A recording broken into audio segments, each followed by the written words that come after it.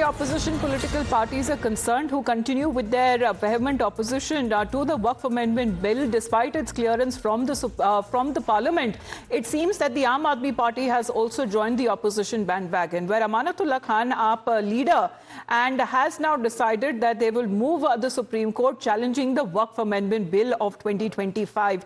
Harish is connected with us. Harish, good afternoon. Here is the AAP leader who says that the bill curtails the religious and cultural autonomy of the Muslims, and hence not just the Congress and the AIMIM, the AAP leader too has challenged when it comes to the validity of the Waqf Amendment Bill.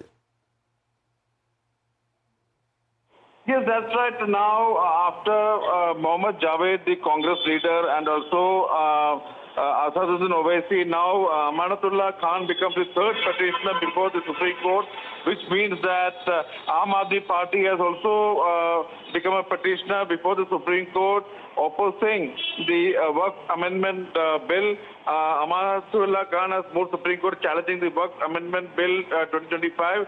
He says the bill curtails the religious and cultural autonomy of Muslims, enables arbitrary executive interference, and undermines minority rights to manage the religious and charitable institutions.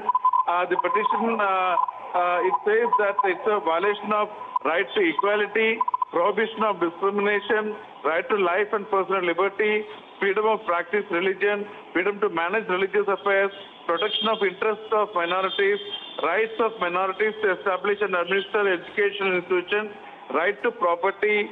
And he is saying he demands that all the measures, efforts to amend the Waqf Act be quashed by the Supreme Court.